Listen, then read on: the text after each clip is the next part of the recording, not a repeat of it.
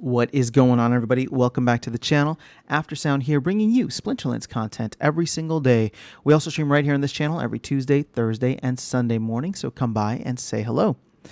Okay, I want to talk bots and bot farms real quick. Now, again, to preface everything here, I am bot neutral. I do not run any bots myself. I do have an Archmage token, which I keep on my main account. And that should be all of my biases and perspectives to just put out there as disclaimers. Now, that being said, looking ahead to this big change that we're going to have here in just a couple of days, the move from DEC to SPS in ranked battle rewards, one of the things that's been on my mind is how good these rewards are and how good they can get in terms of incentivizing more bots to come back online. Now, let's face the facts here. Bots have definitely hit a roadblock in terms of, or multiple roadblocks, I should say, with all of the ranked rewards updates, right? Now with the daily focus chests, they need to not just play, but they need to win. They don't need to just get 5 wins per day, but they need to be cognizant of their ECR and reward shares and make sure that they are earning. But on the flip side, that is not that bad compared to the DEC, the DEC that they were earning before, right? The DEC last year was kind of insane, and that was a very profitable time to be running bots. Whereas now, I would say the fact that you need to own cards, you need to be cognizant of your ECR, you need to have a good win rate.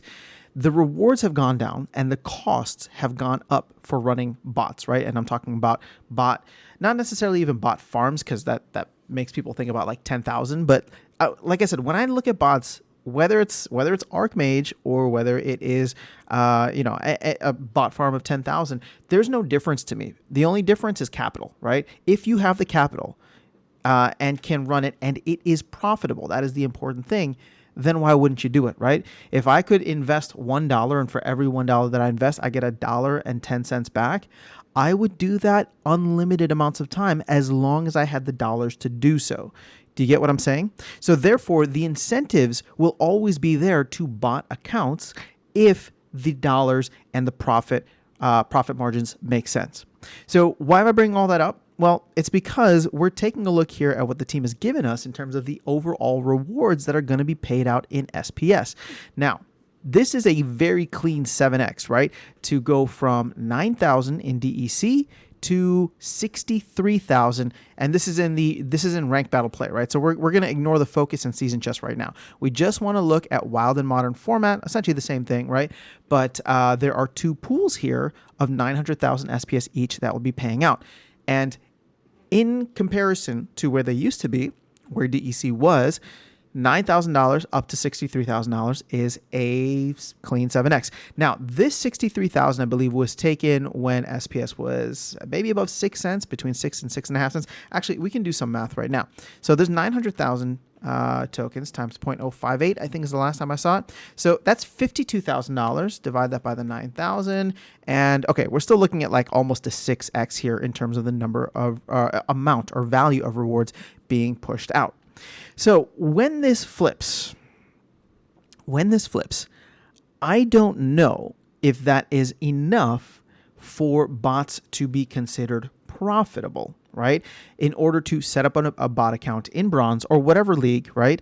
To set up an account, to have it win, to have it do decently well, and to earn per battle at least a little something that adds up over time. Because again, it's the scalability of bots that make them profitable, right? If you just can set up one bot, it's only going to give you, X amount. But if you set up 10,000 bots, so that gives you 10,000X that amount, right? So that's where it becomes interesting to see if this new profit margin or increased profit margin will drive a kind of like, well, before we get into that, if this new profit margin will make it, will increase the incentives for bots. Now, what I want to do is get a little speculative here, right? And let's go further out into the year where I think people are starting to feel a little bullish, myself included, but I want to be I want to be very clear that none of this is guaranteed. This is not financial advice. It may not even be expected at this point, but I just want to extrapolate a little bit because I think the more bullish we get on SPS, the more this could kind of become a bigger and bigger potential problem or issue if you look at it that way. But there is this positive feedback loop that the team experienced last year based on the airdrop and the error in allowing one DEC to be equivalent to one airdrop point for the SPS airdrop, because that created a mass amount of new people, yes, real people, but also a ton of bots who came in to try and chase these crazy rewards. Could the same thing happen with SPS? Well, it depends. It depends on if the changes are enough. And at the end of the day, even if the changes are enough, if the rewards get juicy enough and look enticing enough, that could create its own positive feedback loop. And we could be looking at a Q3 and Q4 similar to what we had last year. Now, I don't think it's going to be anywhere near what we were doing last year. And Chaos Legion packs are still available. The market is not in any kind of bull run, both crypto and macro, right? And there's just a lot of other things going on, right, within the ecosystem. So people have other places to allocate capital. People have other places to put money into the game if they want to invest, right? There's nodes, there's upcoming Rift Watchers packs, there's a bunch of things. So it is not the same environment. But I am saying that it could create an interesting and potential feedback loop once again, because here we go. Let's say, for example, right, with Rift Watchers, with GLS, over the next couple of months, let's say that SPS actually does pretty well. And almost forgot to mention the fact that if DEC gets back to its peg and starts going above, there will be burn mechanisms in place for DEC. For SPS, which could reduce the current supply, which has the potential to be huge, right? I don't want to dismiss that, because if the demand comes in very high, and a lot of new players start coming in and they can't get DEC very easily, well, they'll either buy DEC off the market, which will then lead to an arbitrage opportunity that burns SPS, right? So again, we're just talking hypotheticals here, but let's say SPS does some multiples, right? Even just up to, I don't know, 20 cents. Is that reasonable to think? If we get to 20 cents, I don't know. Again, this isn't a prediction. I'm just saying that if we get to 20 cents, what does that mean? Well, now all of a sudden, 900,000 times 0.2 is going to pay out $180,000 per season, or $360,000 per month. Okay, this is compared to what we were doing before, which was less than $20,000 per month. So all of a sudden, this game is going to be paying out massive rewards. And if you remember what the scene and the hype was like last year, when you would go on Twitter, you go whatever. I mean, it started with Axie, right? But people were just talking about, oh man, you can make a ton of money playing this game. Well, all of a sudden, if the card prices and values don't jump up at the same rate that SPS is jumping up, and again, those are not correlated too much, right? I mean, sure, the entire game can go up if, the whole rising tide lifts all boats, but cards and SPS are kind of two completely different asset classes. They just exist within the same game. But if there is a demand for SPS that drives it up, and card packs are still available, and there's still a ton of cards on the market, right? Because people are buying their packs, opening their packs. I mean, we're not even more than halfway opened, right, in terms of packs. And we still have more than 1/3 of packs left to be sold. So there's still a lot of cards out there, which means that card prices may not necessarily moon right away, is the point that I'm trying to get at here. So if all of a sudden the amount to invest in, right, the amount to invest in this game, whether it's at bronze, silver, gold, remains the same, but the rewards are going up a lot, well, this is what I'm talking about, profit margin, where somebody's going to look at this and say, hey, I might want to get in and run bots. It cost me $1,000 to get a max a bronze deck or silver deck or whatever the case is. I'm just throwing random numbers out there. And I know that deck, right? If I just bought the account, I know that deck can earn me $1,500 a season, right? And again, I know I'm throwing crazy numbers out there. I don't I don't mean for it to sound like totally ridiculous. My point being if somebody can invest X and then look at the returns and say, okay, I can make a percentage return, right, on that over time based on this, well, that APR might look good, right? Or maybe I earn my money back in a couple of weeks or months. People look at things that way. I mean, look at the narrative all around. This is what happens when people are looking at everything in a snapshot, right? Let's say SPS jumps to 20 cents. Let's say SPS jumps to 25 cents. And all of a sudden, everybody's coming in because they're just like, wait, I can invest $1,000 into a deck of cards and I can make that back in 2 months, right? Or 3 months or whatever. Like, that's a crazy return. If you followed what I was doing with STEPN or when I was covering STEPN things, that was the exact narrative. People were coming in and spending stupid amounts on shoe NFTs, sneaker NFTs, and walking every day because they felt like they could earn it back. Well, whether it's the human psychology or the human psychology that is coded into bots, right? Or the reason that we get a lot of bots, if that profit margin starts to increase, that gap starts to increase, I bet we see a positive feedback loop, I should say. And I wouldn't be surprised if a lot of that filtered into bots. Now, this might not be current bot owners, because I think we're starting to see a lot of bot owners understand where this is going, right? And the team's overall stance or direction on bots in the game.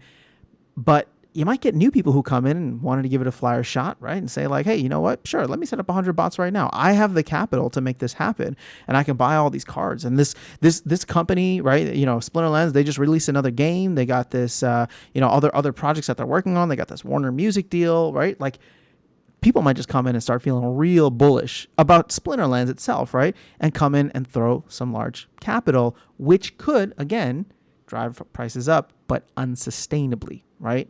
At least that's what it is in my opinion. But again, I'm just throwing all this out there as stuff to think about. It's just food for thought, because as we go into the next couple of months, I'm actually not as bullish in terms of, everything mooning and Splinterlands becoming something crazy, right?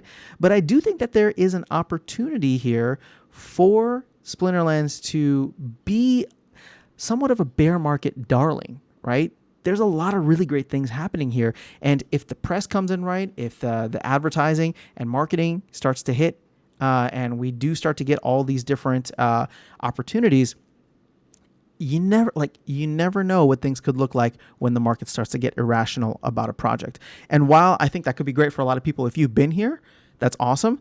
Just know it's not sustainable, and it could create a whole set of problems similar to what we were dealing with over the first half of this year. A bunch of bots coming in, a bunch of players coming in, and the market getting overheated and then cooling off when maybe Rebellion comes out next year. And now, instead of 1,000 or however many people we have in the town halls, right? So like a couple hundred people in the town halls complaining. Well, now you got maybe thousands, tens of thousands of people complaining all over Discord and Reddit and YouTube, saying that, oh, this game is such a scam, right? This game is such a scam, it's blah, blah, blah. Because that's just how crypto works, right? Everybody comes in during the pump, and then during the dump, they don't realize that this was never going to be sustainable. So I've started rambling at this point, but it's just something to think about. And I do want to get your thoughts on how you think the next couple of months are going to play out, specifically September through the end of the year. I mean, next year is going to be its own thing, and I think there's some exciting things probably planned for next year, land being the biggest one, at least functional land.